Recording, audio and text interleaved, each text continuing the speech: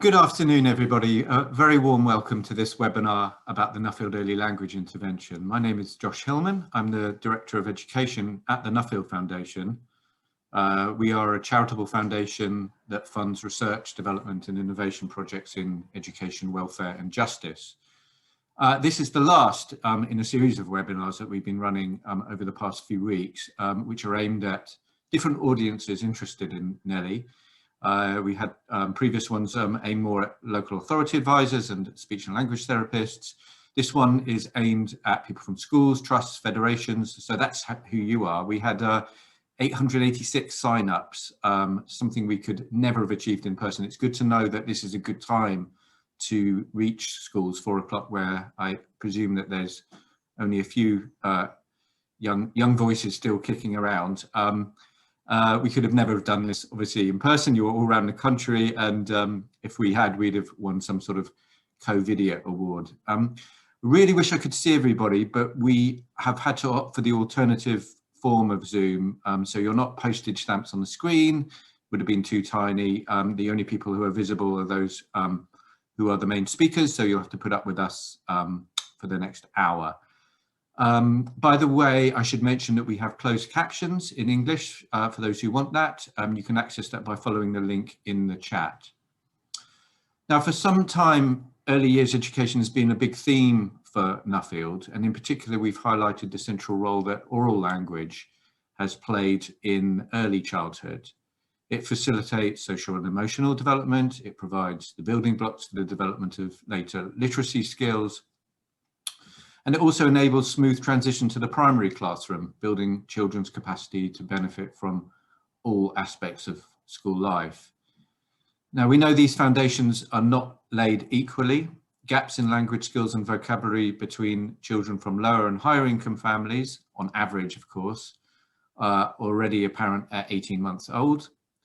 And by the time they start school, children from the poorest fifth of families are 19 months behind those from the richest fifth in terms of their vocabulary. Disparities like these have persistent effects throughout education and into employment.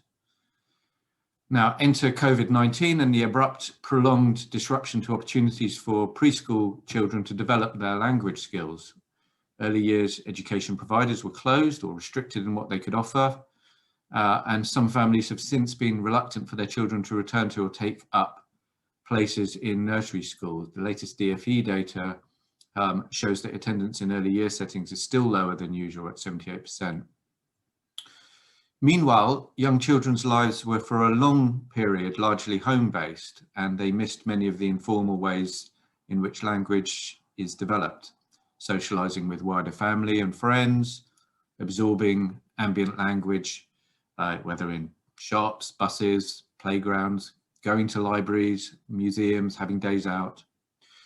Now, the research that Nuffield funded during the pandemic has shown that young children in lower income families were hit the hardest. They had fewer educational resources or developmental activities in the home, lower rate of engagement with parents, often struggling with poverty, trying to juggle work and caring responsibilities. Clearly, the development of all children entering reception classes, both in the current school year and next school year, have been affected, but particularly those from disadvantaged backgrounds. They've been particularly impoverished by these disruptions and the more limited exposure to language in both informal and formal settings. And we know that teachers are particularly worried about this. Recent research from the EEF has shown that 96% of schools surveyed last autumn were concerned about the impact of the pandemic on language and communication skills in their school intake. Since then, we've had another lockdown and continued restrictions on socializing. So this is not a problem that is just restricted to a single cohort of school starters. It's going to affect next year as well. Now, I've been talking about large scale research so far, but if I could see all the tiny postage stamps, I'm sure I'd see lots of nodding heads from those who are working on the ground in schools about some of these issues. And this is where the Nuffield Early Language Intervention comes in. NELLY was designed on the basis of scientific research by a team of developmental psychologists led by Professor Margaret Snowling and Professor Charles Hume, both now at the University of Oxford. It was refined through a series of scale-up trials over the past decade, funded by the Nuffield Foundation and then by the EEF. The program's been shown to be highly effective. 3 months average progress for pupils on top of the time it takes them to do the intervention, and potentially more progress than that for children from poorer backgrounds. And the EEF has given it its high security padlock for the robustness of the findings. So really solid evidence of this program. It focuses on vocabulary knowledge, narrative skills, active listening, and it's particularly targeted at those with relatively poor oral language skills, and it's easily delivered by teaching assistants. Now, in recognition of the value of NELLY, the DFE has made it a core part of its recovery program aimed at supporting disadvantaged children who have been falling behind even before they've started school. So this year, reception pupils in 6,672 state-funded primary schools across England have been benefiting from the programme, and the next short presentation will cover the rationale and the evidence behind the programme and the experience of this current rollout. Sarah Tillotson, who's the programme manager at the EEF, who leads on early years, language and literacy, she's going to be covering this aspect of it. But importantly for this afternoon, the DFE recently announced additional funding to expand that rollout to all interested schools for the 21 to 22 school year, next school year. And our sign-up ticker has been going up ever since. So this event is partly to help push that up even further. All resources and full training for teaching assistants are provided for free, and schools can register online at www.teachnelly.org. We're going to put that everywhere, so don't worry about memorizing it. Between now and the end of July 2021, that's the final deadline for signing up. Programs delivered by a team which is formed by a consortium of organisations which we're leading at the Nuffield Foundation, with the training and development led by Charles Human colleagues at the University of Oxford, and Oxford University Press are producing and delivering the resources. And Jane Harley, who's the Policy and Partnerships Director from OUP, will briefly describe the opportunity this year after Sarah's finished. And just finally after that, we're delighted that we'll then hear a case study of actual implementation of NELLY in one of the schools that's been delivering it this year, Ryder's Hayes Primary School, which is in Walsall in the West Midlands. And Sally Miner, who's the executive head teacher of that school, and Victoria Day, who is the assistant head there for early years, will talk us through that. And I should also mention there's a video that the OUP produced about that school, which we're also posting on the Teach NELLY site. Finally, we will be leaving plenty of time for questions, and for this questions for this panel. And also I should say, delighted to say that Victoria Parks, another Victoria, who's the team leader at the DFE's Early Years Quality and Outcomes Division, she's joining us for that Q&A. So if you would like to ask questions to the speakers, please do that by typing them into the Q&A box, not the chat. And if your question is directed to a particular person, please highlight that in your question. That would really help me enormously. Now, all of our webinars so far, we've been absolutely bombarded with brilliant questions, and we've been trying to get through as many as we can within the limited time. But what we've also been doing is harvesting and organising them, whether or not we've had time to answer them, and developing clear answers to all of them to put on our FAQ page on teachnelly.org. Now, given the numbers we've got today, we're going to have to continue that sort of shameless use of free labour. So any questions, whether or not we cover them in the session, will be fodder for our FAQ. So don't hesitate to post them, even if you think we're not going to have time. And just to anticipate the first question, yes, the slides will be available after the event. And I should also say that the webinar is being recorded and will be available afterwards if you want to share it to your colleagues or colleagues at other schools and so on. So without further ado, I will now hand over to Sarah. Thanks, Josh. Hi, everyone. I'm Sarah Tillotson. I work for the Education Endowment Foundation, and today I'm going to talk about the rationale and evidence for the Nuffield Early Language Intervention, and then also give an overview of the programme itself on behalf of colleagues from Oxford University. So the bullet points on my first slide, a lot of that has been covered by Josh in his introduction. So I'll just be brief and kind of highlight some of these. Language skills at 5 are amongst the best predictors of short and long-term educational outcomes, as well as things like well-being and employment. So we need to be working as hard as we can to make sure as many children are on track for language by the end of the early years foundation stage as possible. Success in literacy particularly lies on the development of language skills. Kate Kane's house model is a really good depiction of that, and that's the image on the right there.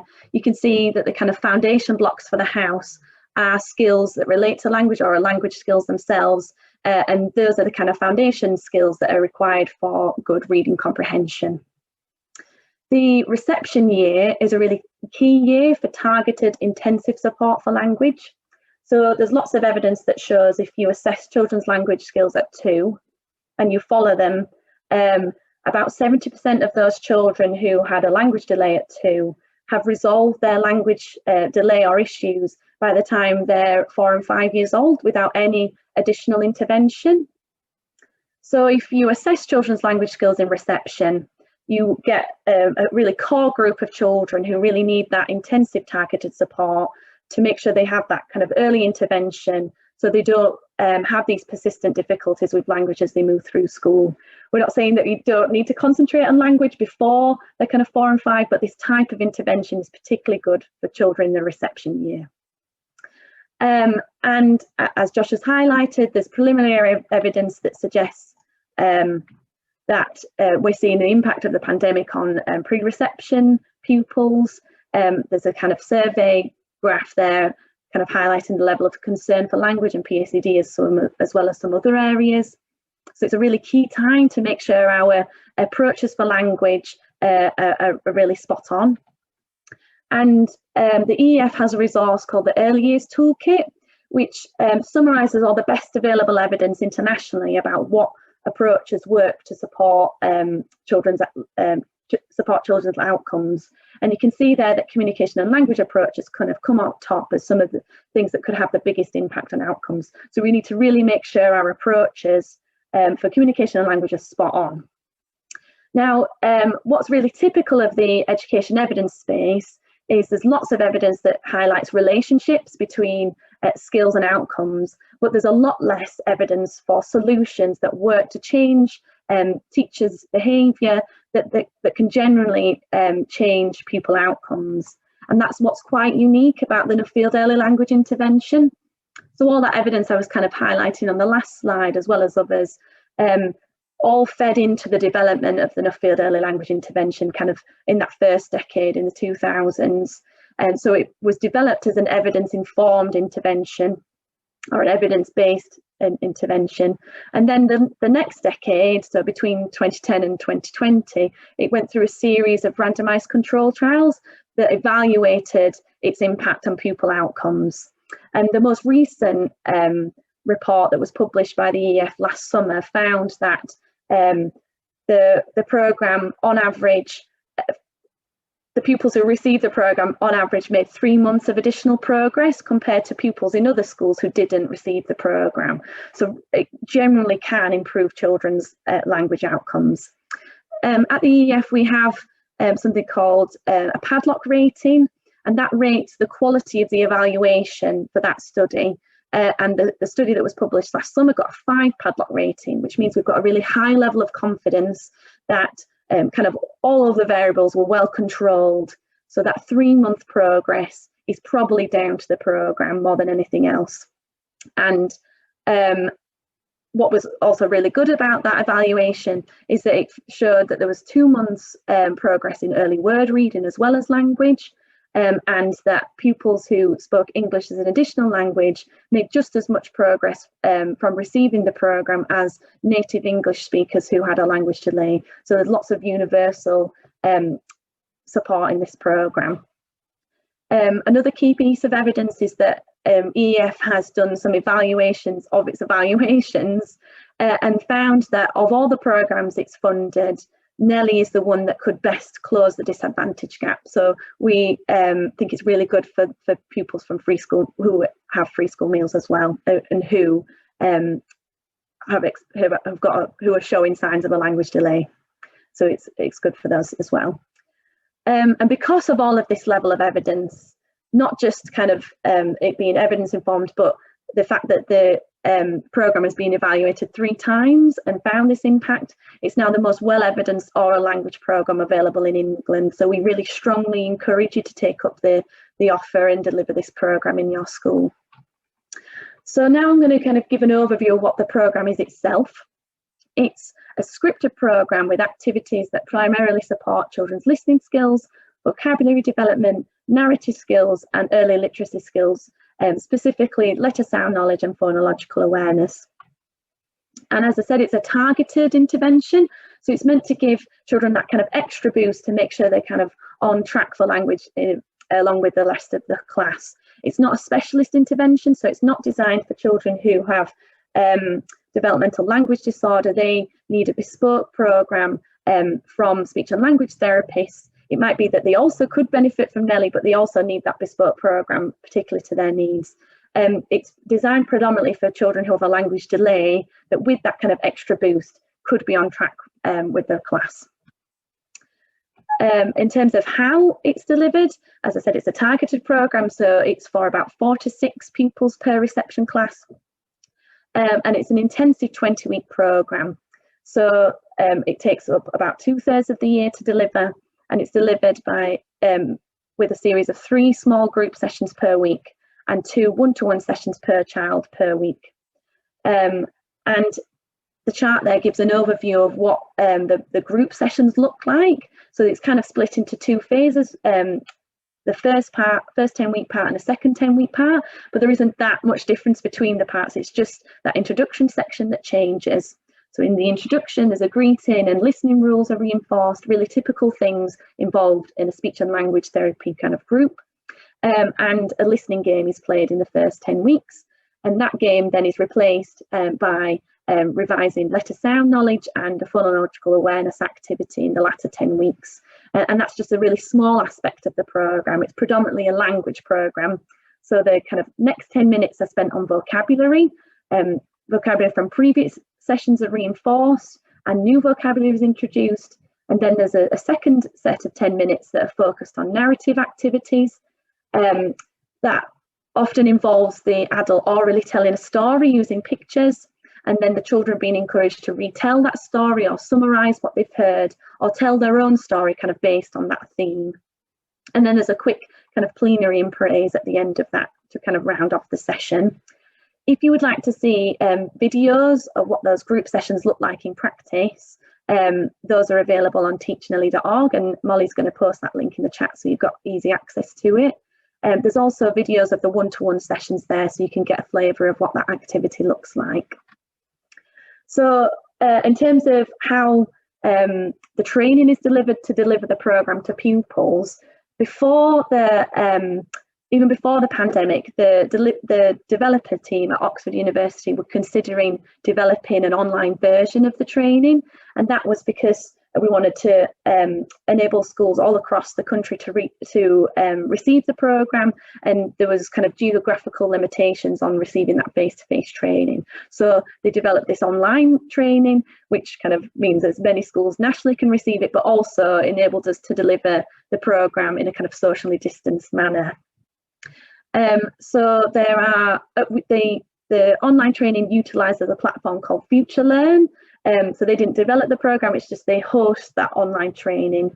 And there are a series of 3 linked courses and a delivery support hub. So the first course is called Language Fundamentals, and that supports people with the understanding of how language develops and an adult's role in supporting that language development.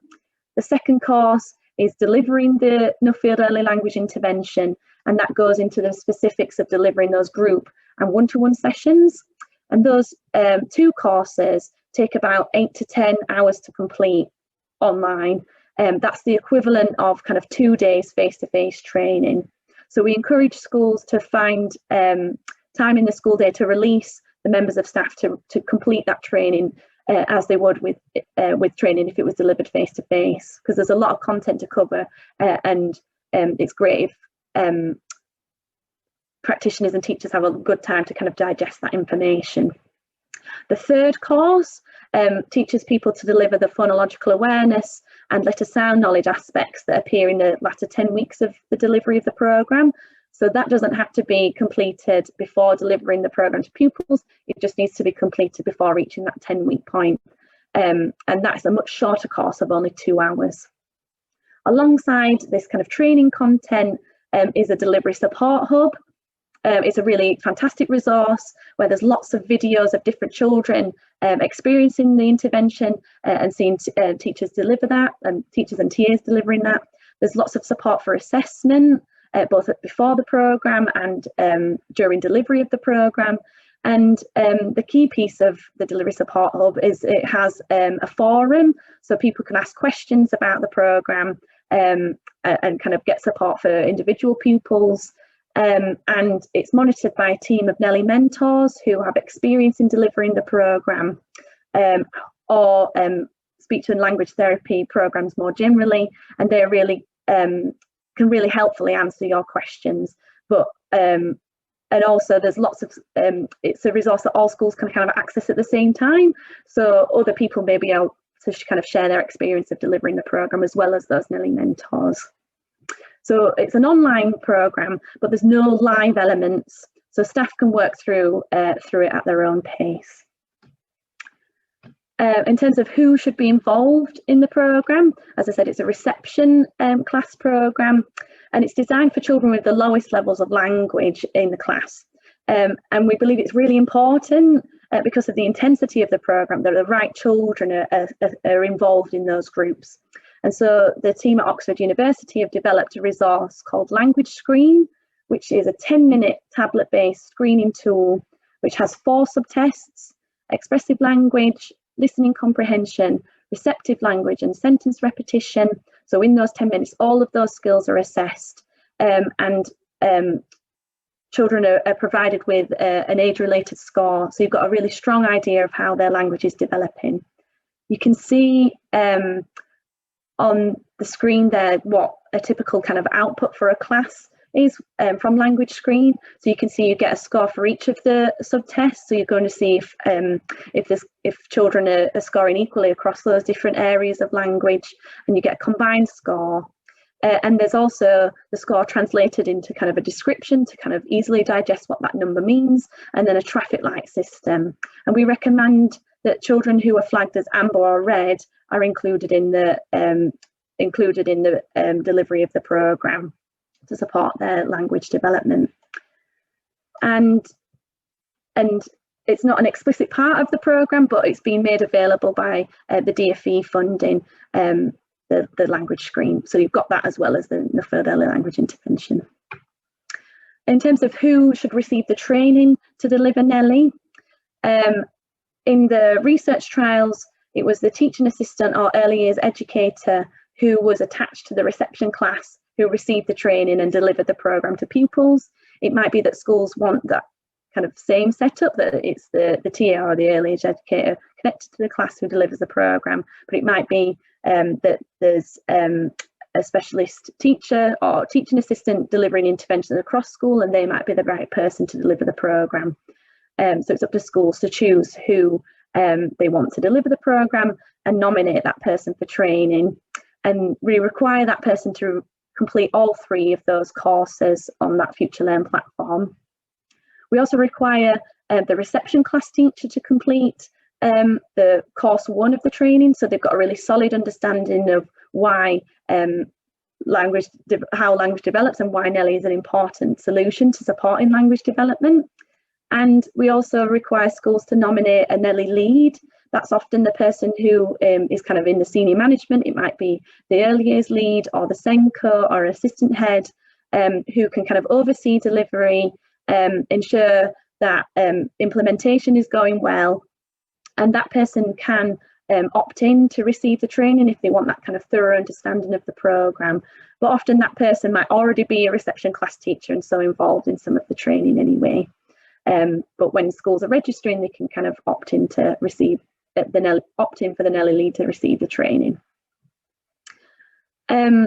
The webinar is predominantly for schools who are looking to register in the programme to receive it next academic year. We had a few questions that came ahead of the webinar that I thought would be useful to answer here, and these relate to schools who are currently delivering the programme or signed up this academic year to receive it.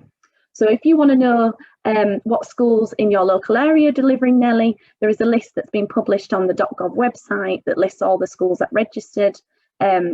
Molly's going to put that link in the chat, so you've got access to that if you want that. As I don't really have to stress, obviously schools have been heavily impacted by the COVID pandemic this year, and education and delivery of the NELLY programme as well has not kind of gone as planned. The closure of the partial closure of schools in January, February, March meant that the NELLY programme, or the 20-week programme, no longer fitted into the academic year, and we're encouraging schools who are currently delivering the programme to extend that 20-week delivery into the first few weeks of year one to make sure that those children receive a full 20 weeks programme. We understand that the people currently delivering the programme might not be available to deliver the programme when those pupils are in year one. So if schools need to receive additional training or have a new member of staff who needs the training to deliver the programme, they can get in touch with the email address on the slide and request that training. And we'll be shortly letting schools know by email what training and support is available to them to when they would continue delivering the programme to the next cohort of reception pupils. Current schools don't need to explicitly register. You've already got the kit, you've already got the training, but it might be that there's some additional elements that you want, and that email will kind of flag how to kind of register to receive those things. But we also know that some schools, I think it's about 2 or 3% of schools that we currently know about, with lots of best effort, have still not been able to deliver the programme to pupils this academic year. If that's you, please contact the email address on the slide and share that you've got the NELLY materials but haven't been able to deliver to pupils, because we'll make sure that you've got access to the training so that you can deliver the programme to your next cohort of reception pupils. So now I'm going to hand over to Jane, who's going to talk about registering to receive the programme next academic year. Thanks, Sarah. So as you've already heard, this is a universal school registration process. It's available to all schools on a first-come, first-served basis. All schools need to do is access the teachnelly.org portal and register. So to do that, you need a URN. You need to know the NELLY lead, because that person will also then nominate the staff, normally the class teacher and TA. How many packs you require, normally 1 per class, and also the head teacher email and support. Schools will be sent a memorandum of understanding, which will outline the terms and conditions of participation. And if there are any questions, OUP offers a support service for schools if you have any problems. There's plenty of information on NELLY, teachnelly.org. So there are case studies, there are FAQs, there are lots of videos. So you should find lots of support to supplement this webinar. To get a sense of the timeline, the next slide, please. The registration is open until the end of July. So we really urge schools to sign up early to avoid disappointment. In September, schools that have signed up will be invited to enrol for training and to register for language screen. And you can complete the training and the language screen assessments anytime in the autumn term after enrolment. OUP will be sending out NELLY packs straight after half term. And touch wood, next year's schools will have the opportunity to deliver that full 20-week programme from January.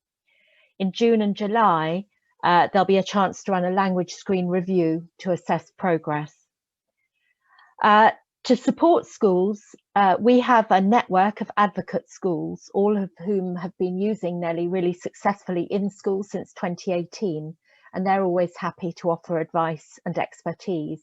And I'm really delighted that Sally Miner and Victoria Day are here from Ryder's Hayes to share their experience. They were our first advocate school. Just before I hand over, I'll flag that NELLY won the ERA Award for Special Educational Needs Resources.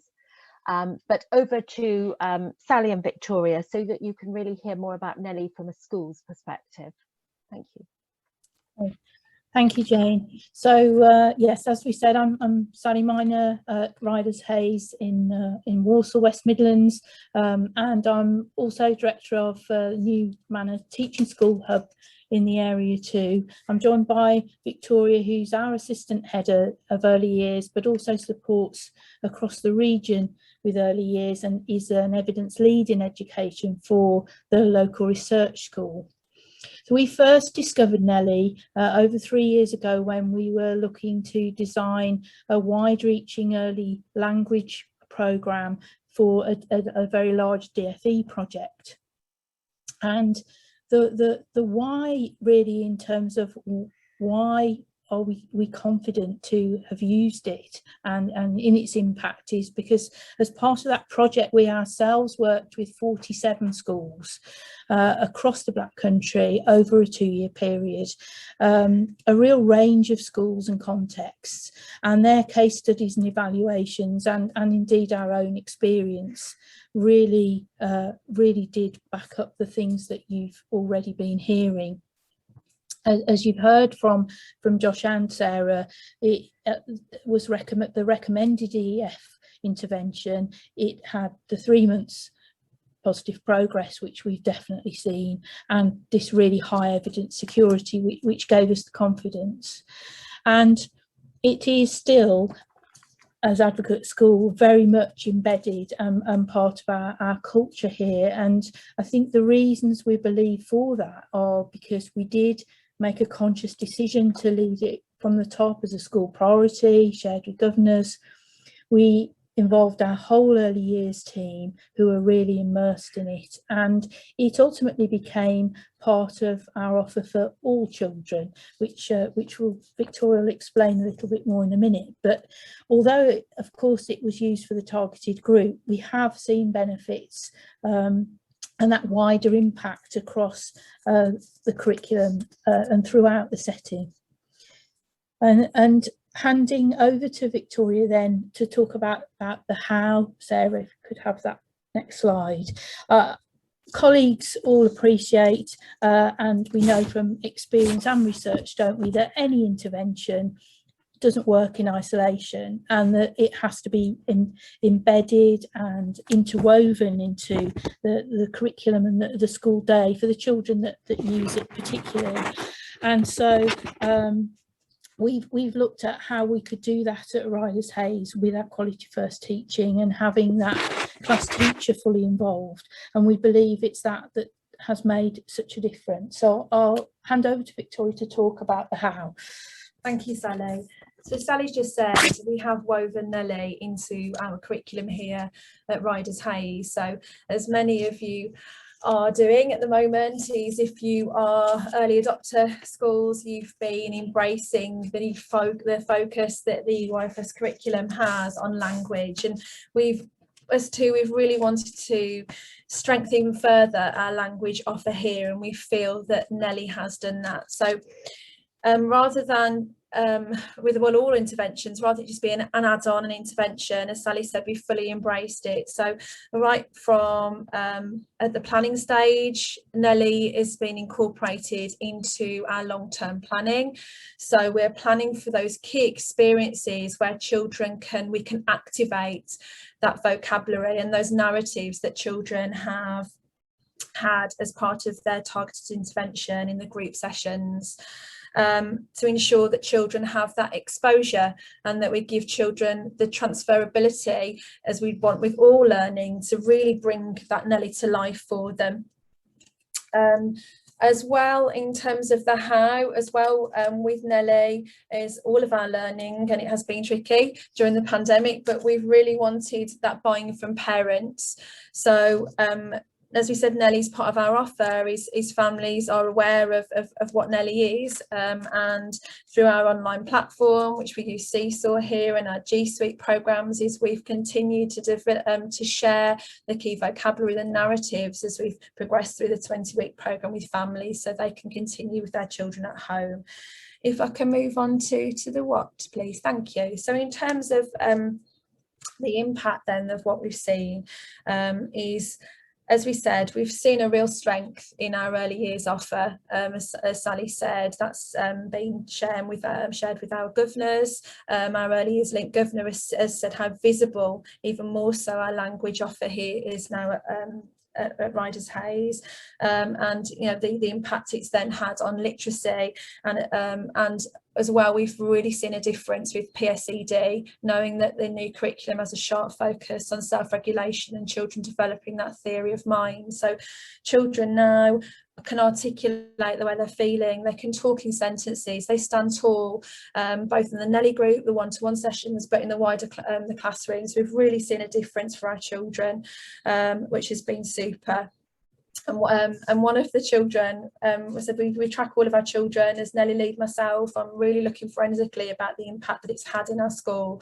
And one of our children before NELLY was very reluctant to communicate to a wider group, let alone to an unfamiliar adult to begin with, I guess, but not being a key worker myself. And she was upset in our setting. She could tell me exactly why that was, because she tripped over, she'd fallen. And I asked her, you know, where did you fall? What have you hurt? She said, my ankle. And I saw the outside, here, the inside of my ankle. That'll mean I won't be able to pivot my ankle now. I won't be able to turn it left or right. Or she could articulate exactly what it was that was wrong and what she was going to do. And I was saying to the team, she quite quickly forgot that she was upset, because she was drawn then into her understanding. And that's really seen the impact of all of how we've incorporated the NELLY themes into our long-term planning. The body parts, for example, where she got lots of that language from, of how we've planned our offer now to give children experiences of a nurse coming into school, and paramedic, so that children we're activating the language that children have it through NELLY groups. So yes, the NELLY group children are benefit from that, but all of our children do, because we've really strengthened our offer and the way we give children a dose of language here at Ryder's Hayes. Okay. So just to sum up with what you can do to get the best from NELLY, then I think it's definitely drive with your SLT, very, very important there, and make sure that you do give that time to invest in the training for your reception teachers, the NELLY lead, and the person that would actually be, or people carrying out the interventions. If you can, make sure that this is spread across the team, so that you've got that common understanding, that common language, and the fidelity, which is really important. And as we've heard, make sure that you incorporate it into your daily quality first teaching, both the adult and the child initiated during the day. And then also that sharing with parents on the platforms with which we've now become so familiar, brings loads of new opportunities to work together in partnership to model those principles. Many families during lockdown, parents were sat beside their children for the first time, seeing their children learning with their teachers at school, and that modelling is great for them too, so that they can consolidate the vocab at home and in different contexts. So in a nutshell then, I think what we're saying is you can squeeze every last drop out of that NELLY training. It's well worth that time investment and the time that the teaching assistant will spend out of the class, because it pays dividends in other ways. And that training and the input that you'll have with those children will add value, of course, to your targeted group, but we feel to everyone in the setting. So thank you. Thank you so much, everybody. I'm going to launch straight into the questions because they've been pouring in. Sarah's going to probably take the bulk of them, but I'm also going to try and get the school perspective as I go along. First couple of questions, actually, just to take them together, Sarah. Gillian Locks asked whether children who are in year 1 or year 2, for example, who have not acquired early language sufficiently at that stage, could they access the training? And the other sort of related question, which comes from Joanne Stanley, is this program suitable for children for whom English is an additional language? So first on the EAL question, the evaluation this summer found that children who had English as additional language made just as much progress from receiving NELLY as native English speakers who had a delay. So we're very confident that EAL children should receive the programme and they'll benefit. So please include them in your NELLY groups. If the language screen flags that they require that kind of extra boost. As we know, lots of EAL children are already on track for English in some cases. And then to the other question about different age groups receiving NELLY. So the Nuffield Early Language Intervention has only ever been evaluated with reception age children. So our confidence in its kind of impact that it can have is specifically with that age group, and the design of the intervention is for that age group in mind. Things like the kind of phonics bit that it covers is really connected to the reception curriculum. So some elements of the programme will probably be less relevant to older pupils. We know that there's some schools who are delivering the programme with older pupils, and that's a decision that they've made, but we just don't have the same level of confidence that you'll see that impact. But really, we know that language develops really universally in its kind of approach. So there's lots of really good things in NELLY that could be really relevant to different age groups. So what we'd recommend doing is assessing if you've got kind of a group of children who you think could benefit from NELLY, use the language screen tool to assess their needs and check that they are not meeting age-related norms. And then when you've got the materials, really consider if that's the thing that they need to address their kind of language needs. You could speak to speech and language therapists as well to kind of consider if they would recommend the programme, if they're able to kind of review the materials as well. Thanks, Sarah. We've had a cluster of questions from Joanne Richards and Gemma Rehal and Laura Taggart about other programmes, other early language programmes, and how they compare and whether they're complementary. So, for example, Talk Boost, Speech and Language Link, and Welcome. What's your take on that? And I'm then going to come to see if our colleagues at Ryder Hayes have had experience of other programmes as well. Okay, so if you are currently delivering a whole class language intervention programme, or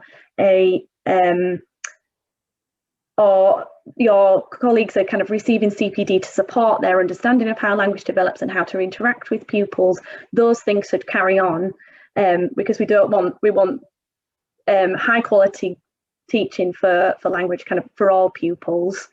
If you are delivering a targeted intervention, such as kind of early talk boost, then it's tricky because a lot of this activity kind of crosses over with the lots of the NELLY programme kind of crosses over with that, and it would be quite difficult to deliver several targeted interventions.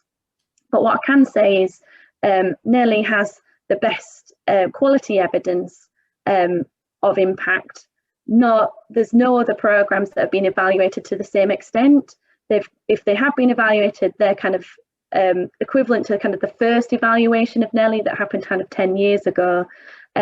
So it's NELLY that has the really strong quality of evidence. So if you have to choose which where you'd like to put your time, we would recommend that it's NELLY because we've got that level of confidence that it can have those outcomes. Some of the other language interventions on the market are less intensive and might be appropriate if you've kind of got pupils who are kind of almost just a little bit behind in language. Again, this is an intensive 20-week programme for children who have significant delay in language, and so it's more appropriate for those kind of pupils. Thanks very much. Any perspective from either of you, Sally or Victoria, from the school? I think this, echoing what Sarah's just said, really. I think lots of schools we work with, not just here at Ryder Hayes, is the work we do across the region. Is again, NELLY, as you said, is that best bet because of the EF rating. But lots of schools, like for example, use Welcome as their universal offer as well across school, and use those big book of ideas then to incorporate into planning. As we said, NELLY is a reception age targeted intervention. As many schools we've worked with then use Talk Boost in nursery. So I think it's about deciding what your language pathway is for your school. But as Sarah said, and us as an advocate school here, is we know NELLY leads to you know, the outcomes that we need for our children, and gives them that really concentrated dose that they need.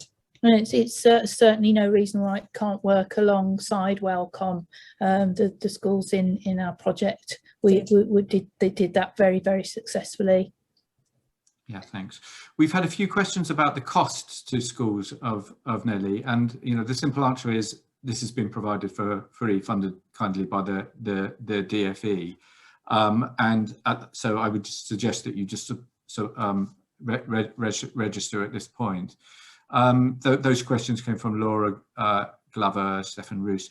But Laura has also asked about the actual sessions. So Sarah, are the one-to-one sessions 15 minutes per pupil twice a week? Can you just clarify on that?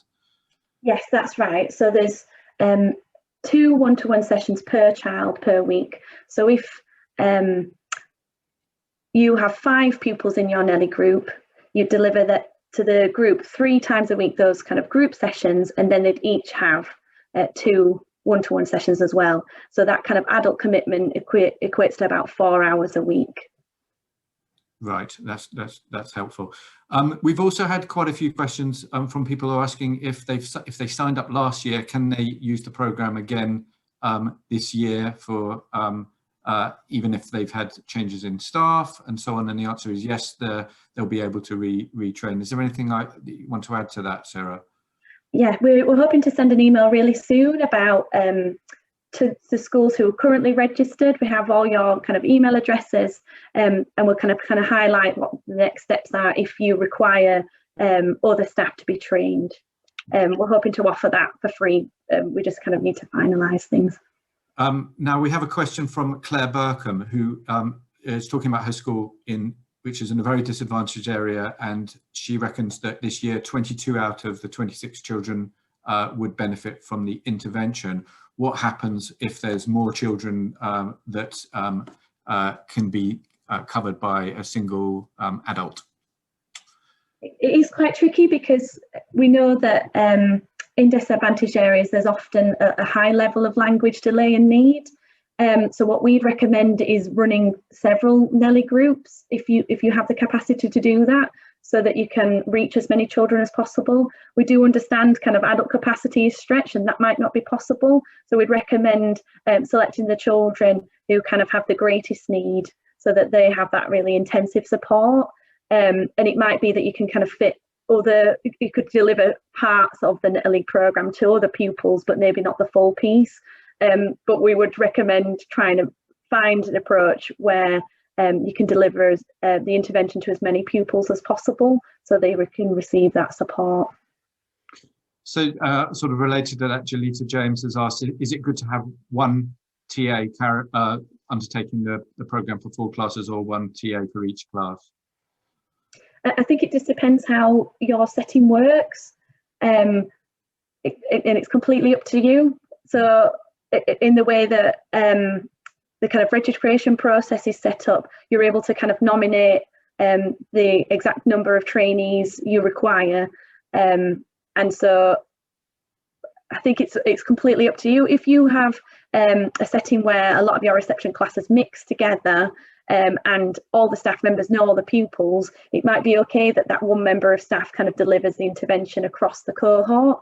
But we find that it seems to work better if you really know your pupils, and then you can be in the environment to kind of support the language when they're kind of back in the classroom. So that's kind of where the recommendation comes from, that the member of staff who works with the children in the classroom delivers the intervention, so they can kind of support with that embedding in the environment.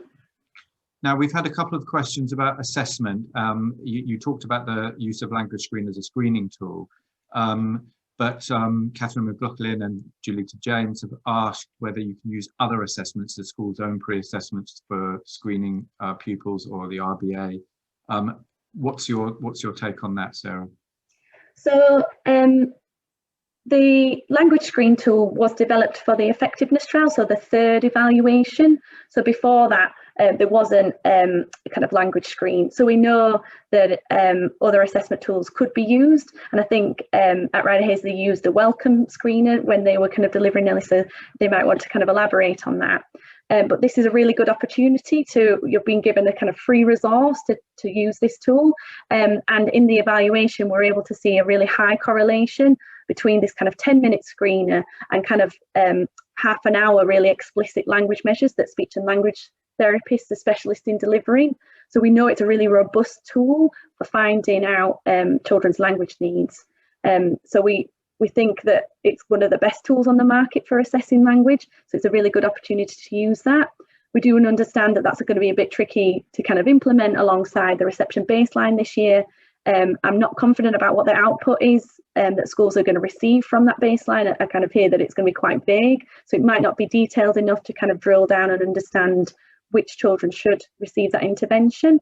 And we know that there's a lot of kind of adult time in delivering this intervention, so we want it to go to the right pupils. So using language screen is definitely kind of the recommended approach, because we've got that level of confidence in that as a tool for assessing language.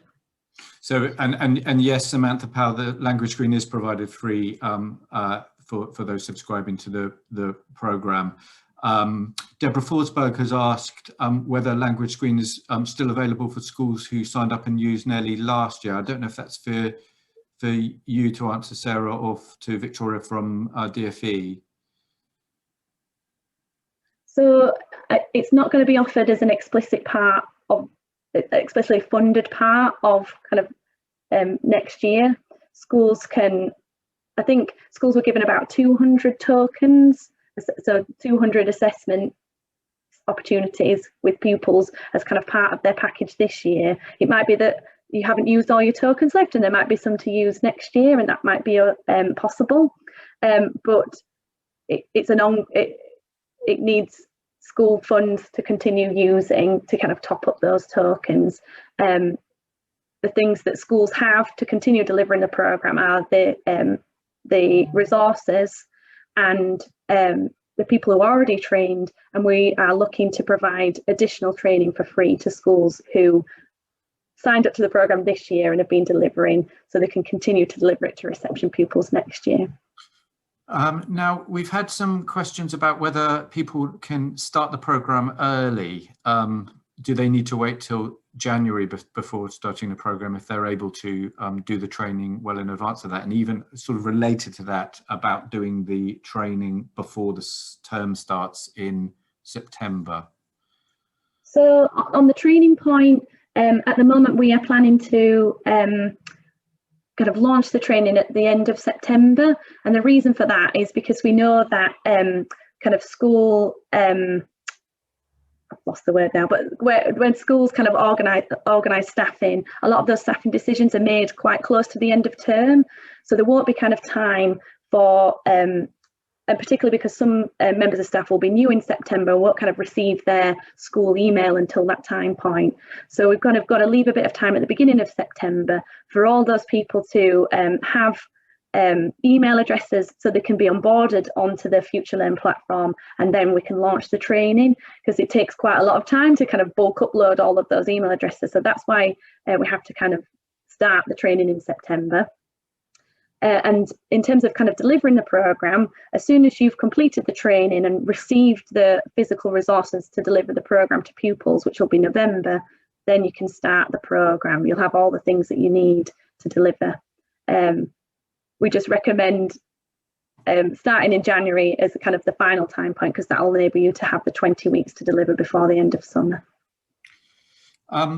Here's one I'm going to throw at you, Sally and Victoria, which is Julita James has asked if there's a good time during the day to carry out the intervention, whether your experience is the morning or the afternoon better. Have you tried out different timings? We have tried different timings. The main thing I think for us is that we do it before the children go on then to child initiated time. So we have child initiated time in the morning, we call our learning labs, and we have the same in the afternoon. Is giving the children that opportunity then to apply to activate that language following that. I think earlier on at the beginning of the year it worked because obviously the phonics element of the programme that worked in the morning, so the children would have their NELLY intervention when the phonics groups were happening as well.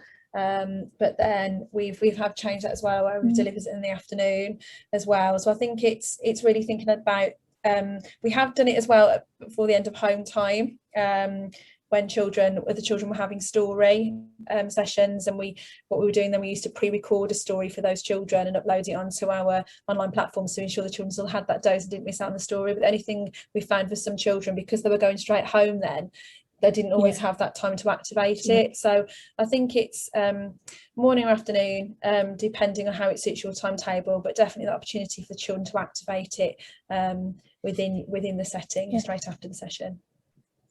Thank you. Sarah, Kirsty Hodges asked if there's any research about using NELLY with pupils with SLD, particularly pupils who are working at a very low language level, but compared to their actual age. Can funding be used in this way for a special school, or is it only for mainstream schools?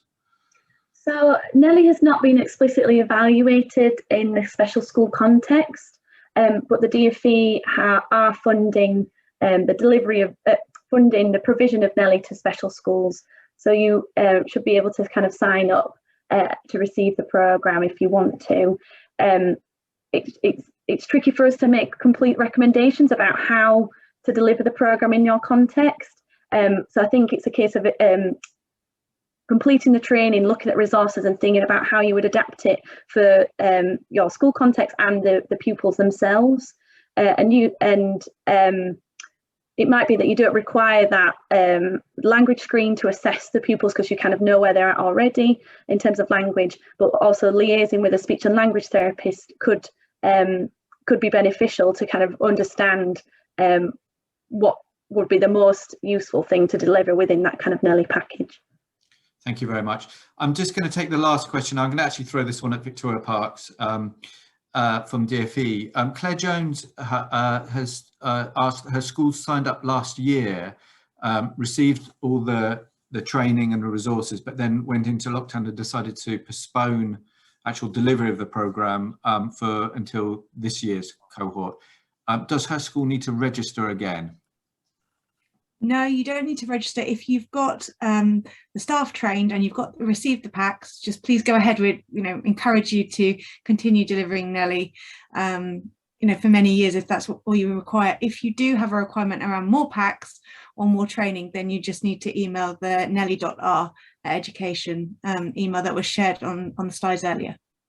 I mean, I think that just highlights a general thing. This is a programme which is the school are investing in for the future, not just for the single cohort. They have the resources, that teaching assistants are trained, and they can sign up for further teaching assistants to train as the programme progresses. So this is, the first of a number of years we hope you would be delivering this programme, which is, has a sustained impact. That's all we've got time for. I know there's a few, or quite a few questions we haven't been able to answer, but as I said earlier, we're going to address all of these. We're going to pull all the content into our FAQs, and we will write round to you when we've done that, so that you can go through all that. Thank you so much for your time this afternoon. I know it's a difficult time at the end of the day, but it's been great having so many schools taking part in this webinar. Please feel free to write in if you have any further questions that come up in your head after you've finished here. But in the meantime, enjoy the rest of your afternoon. Goodbye.